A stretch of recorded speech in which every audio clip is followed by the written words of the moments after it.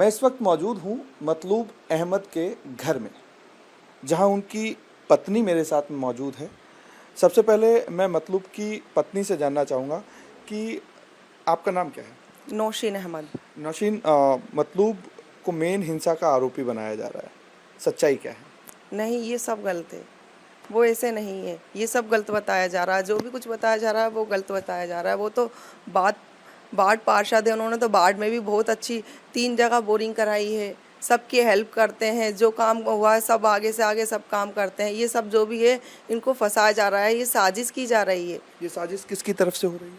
ये राजनीतिक साजिश है, उनको बीजेपी वाले आरएसएस वाले उनको फंसा रहे हैं इसमें, क्योंकि वो कांग्रेस पार्षद हैं। उनको जो वीडियो जो है सोशल मीडिया पे, उस सोशल मीडिया के वीडियो के आधार पर ही उनको टारगेट किया जा रहा है। सच्चाई चूंकि आप भी जानती हैं, आप घर में साथ में थी, सारी चीज़ें आप देखो, आप उसमें सब गलत है, उसमें हमारा घर कहीं है ही नहीं। हमारे घर से ना फतराव हो रहा है, ना हमारा घर है, फतराव कहीं और से, नाम हमारे घर का लिया जा रहा है। वो तो उस टाइम इस घर से भी सो रहे थे, वो जब आवाज़ आई रैली की, हम भी, मैं सिलाई करती हूँ, मैं सिलाई कर रही थी, उस टाइम पे आवाज़ आई रैली की, वो नीचे भागे, मैं भी नहीं उन हॉल में गई थी हमारे आगे की तरफ, तो तेज तेज आवाज़ आ रही थी कि टोपी वाला भी सर झुका के जय श्री राम बोलेगा। और बल्कि ना जब लोगों के लगी थी तो ये उनकी हेल्प कर रहे थे। हमने हमारे सरों पे दुपट्टे उतार के नीचे दिए, इन्होंने मांगे। जो जख्मी थे उनके दुपट्टे इन्होंने लगाए, अपनी दुकान पे बिठाला, हमारे हाफिज दवा खाना है उस पर इन्होंने बिठाला, उनको थोड़ा आराम कराया। फिर उसके बावजूद भी, और आप देखना वीडियो में, ना इनके हाथ में कोई डंडा है ना कोई पत्थर है। आपका जो परिवार है बड़ा रुतबे वाला परिवार है इस इलाके में, अगर बात करें करौली में, क्योंकि आपका जो परिवार है उसका अलग रुतबा रहा है, सारी चीज़ें रही हैं। तो क्या लगता है कि राजनीतिक साजिश आप जो बता रही हैं कि आरएसएस और बीजेपी के लोगों की साजिश है, क्या लगता है कि अब जो चीज़ें सामने निकल के आई है इसमें कुछ चीज़ें रिलीफ मिली आपको कांग्रेस की तरफ से, या चूंकि वो पार्षद थे, चूंकि वो निर्दलीय काउंसलर के रूप में थे, तो कुछ रिलीफ मिला? रिलीफ मिलेगा, आप देखना जरूर, एक ना एक दिन वो बेगुनाह साबित होंगे। आप ये देखो, आप वो कह रहे हैं कि ये डंडे इनके हथियार हैं, तो ये तो बाजार ही डंडों का है। आप देखना, यहाँ पूरा बाजार डंडों का है। वो कह रहे हैं कि ये इनके हथियार हैं, यहाँ तो इतिहास बना हुआ है डंडे इनके ऊपर। पूरी दुकान है, यहाँ लकड़ियाँ मिलती हैं, जीने मिलते हैं, सब लकड़ी की मिलते हैं, हर आइटम लकड़ी का मिलता है। और कहते हैं इनके घर से लकड़ियाँ बर्बाद हुई है। वो झूठ बोल रहे हैं, जो भी कह रहे हैं वो झूठ कह रहे हैं। और बहुत से तो मीडिया वाला ने भी बहुत झूठ बोला हमारे खिलाफ, गलत किया, उनने हमारी मान की हानि की। अगर हो सका तो हम उनके खिलाफ भी मान हानि का केस लगा सकते हैं, क्योंकि उन्होंने बहुत गलत कहा है हमारे लिए। एक तरफ ऐसा ना कहें, किसी की ज़िंदगी इस कदर मत नहीं बिगाड़े। अंशु, जिस शख्स का मैं जिक्र कर रहा हूँ उनकी भी पत्नी मेरे साथ में है, क्योंकि जिस जगह को बताया गया है कि जिस घर पे से पथराव हुआ, जिस जिम का जिक्र होता है, जिस अंशु का जिक्र होता है, अंशु की पत्नी मेरे साथ में है। क्या नाम है आपका? जीनत अहमद। जीनत, अंशु के ऊपर आरोप लग रहे हैं, सोशल मीडिया के माध्यम से बहुत सारी वीडियो दिखाई जा रही हैं, बहुत सारा जो टारगेट है वो किया गया है। किस तरीके से देखते हैं आप इसे? जी नहीं, उनको तो ये पता ही नहीं था कि रैली का ऐसा होगा। ये तो अंदर आए थे क्लिनिक से, फिर उन्होंने ना वो क्या नाम है सामान लेके आए, जैसे हमारे कल रोज़े हैं, आज है ना सामान लेके आए थे। उसके बाद में उन्होंने अजान हो गई, वो यूँ कहने लग गए मैं ना नमाज़ पढ़ी हूँ, नमाज़ पढ़ने के आने के बाद में अपन सब खाना खाएंगे। हमने सबने साथ में मिलके खाना खाया, हमारी फैमिली ने। उसके बाद में वो थोड़ी देर रेस्ट करे अपने बेटे के साथ में।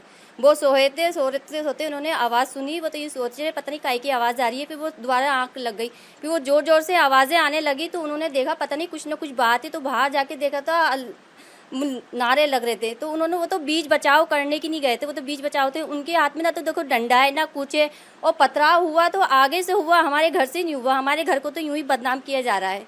ये तो बल्कि मदद करते हैं सबकी। तो किसकी साजिश नजर आती है इस बदनामी में, इस पूरे दंगे की स्क्रिप्ट में आपको कौन? बीजेपी वाले है ना, उनकी साजिश लगती है। और देखो इस मामले में, जैसे मैं इतना ज़्यादा बोलती भी नहीं हूँ ना, मैं घर जाती हूँ ना, है ना। और जो हमने देखा है आंखों से वही हमने बताया। हमने बाहर की तरफ देखा नहीं है, पथराव किधर से हुआ, इनको तो इसमें फंसाया जा रहा है। ये बेगुनाह है, ये बेकसूर है। आपने भी वीडियो देखी होगी। विपिन शर्मा, साहब सिंह गुजर, ये सब मिले हुए हैं इन्हों में, क्योंकि हमारा घर हमेशा से बहुत माना हुआ रहा है करौली में। इसको हमेशा, ये घर सब मुसलमानों की वो है ताकत, अगर ये टूटा तो हर मुसलमान टूट जाएगा, इसलिए मौका इस घर को ही बनाया गया।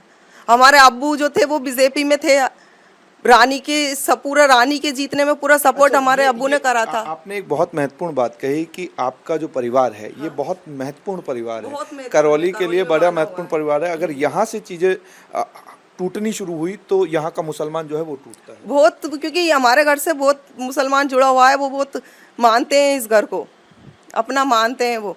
और हमारे अब्बू ने भी बहुत, रानी जब जीती थी बीजेपी में उनकी भी बहुत हेल्प की थी, वो भी राजनीति में रह चुके हैं। हमारे ससुर जो थे अब वो ख़त्म हो चुके हैं। आपके परिवार में सबसे बड़ी चीज़ है कि सरकारी कर्मचारी हैं। हाँ। और सरकारी कर्मचारी का होना यानी कि बहुत, आप समझते हैं कि पढ़ा लिखा परिवार है। चूँकि मैं जो देख पा रहा हूँ, आप लोगों से बात कर पा रहा हूँ, बहुत पढ़ा लिखा परिवार आप लोगों का है।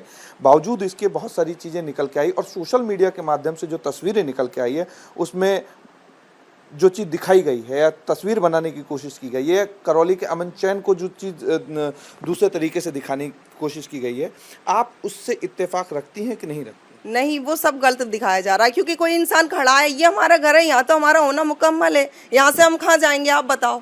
जहाँ हमारी दवा खाना है या हमारा मेडिकल है, हम इसके अलावा और कहाँ जाएंगे? यहाँ तो हम रहेंगे सही। और हमारे देवर है वो तो तुरंत ड्यूटी पे से आके ही खड़े हुए हैं, आके बस खड़े होके वो यूँ करके यूँ खड़े हैं तो उनका नाम ले दिया।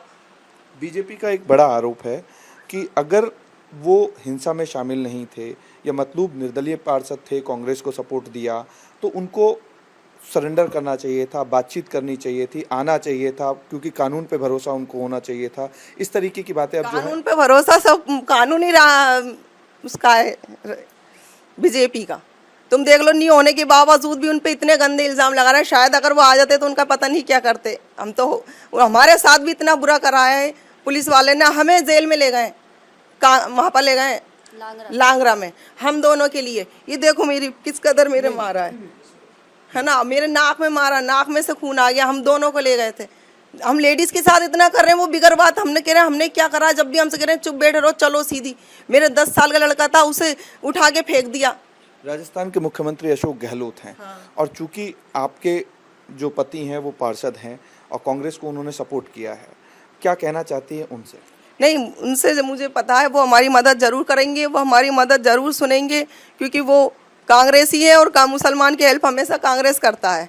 यही हम उम्मीद पे हैं, वो जो भी करेंगे अच्छा करेंगे हमारे लिए। पर ये बेगुनाह है, ये मैं जानती हूँ। लाखन